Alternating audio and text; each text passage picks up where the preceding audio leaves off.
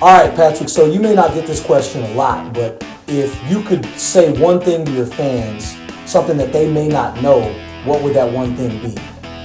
I think some of my fans may draw it from maybe some of the captions that I may put up from time to time, and some may not, because since I'm new here, once I came into bodybuilding, I think when social media started, I had like an SRTA. I dressed a certain way. I had certain shoes, certain watches. All these different things that I'm sure a lot of people who follow from the beginning are like, man, he's got it made, like, so on and so forth. But a lot of people may not know I come from a poor family. Back when I was younger, it was just me, my brother, and my mom. So when she got divorced from my dad, he was in the military, and how that can go. Military guy travel all around the world, and just it's hard around a lot. Yeah. So they ended up splitting, and so then it was just us. And there was a time where we were in an apartment, and it was just us sleeping on the mattress and a little square TV. So that's where a lot of the confidence comes from too, because then, being a child, I had to be like sure of who I was. I couldn't, run around like and have pity on myself because of my circumstances. She worked hard. That's what I would see my mom. She worked 2 jobs. Right. So first it was the mattress and the TV, then it was the couch, the mattress and the TV, then it was the couch and the love seat, and the table, and the TV. So, slowly she built everything she needed. Then she met my stepfather, and then, of course, things are better then. 2-income household makes a big difference. But for me, there was times we would go to the store and we couldn't even get the cereal with sugar already on it. Dude, we had, I don't know if you guys know, Malto-Meal cereal, or there's just the difference. They come in a bag, like the big bag. Yeah, I know exactly what you're talking about. Yeah, dude, there was no Honey Nut Cheerios. It was just Cheerios. There weren't Cocoa Krispies. It was just Rice Krispies. So it was funny. Chips, Lay's chips, no Doritos. Shoes, Payless tennis shoes, LA Gear, Attack Force, Pro Wings.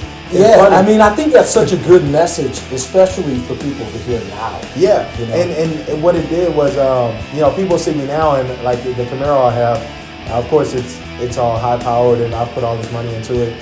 But even before I had all that, dude, I bought the car and it was 1 year old. But I treated it like it was brand new. And if you see the car now, it looks brand new. Of course, I've upgraded and have done some different things, but there's shoes that I bought 7, 8, 9, 10, 11 years ago. I've worn them once or twice. So I have a habit of wearing the same pair of shoes every day. Those are my beat up shoes. I just run around in them. Yeah. The shoes that cost me $300, $400 and up, I wear them once or twice and I put them in a box and they stay there. Because I remember when I didn't have that. Of course. So now I take really, really good care of the stuff that I have. Sure. Which in these times, now a lot of people aren't able to run out and buy expensive things and so on and so forth. So you're actually being forced to appreciate what you have. So for me, I remember seeing that and remembering, I'll never go back to that. Like how hard my mom had it, but I never knew it was hard. I'm a kid. So whatever she did, I'm 4 years old. Yeah. So whatever she said, I just went wherever. So this is where we're sleeping, this is where we're sleeping. If that's what we're watching, that's what we're watching. I think that's such a classic message, man. I mean, you hear about it from other athletes. I think Herschel Walker was similar like that, man. Yeah. People that just rose up and worked hard, remembered where they came from, and still remember. And it's like that, dude. You have like any sport, and the athletes are like standout, right?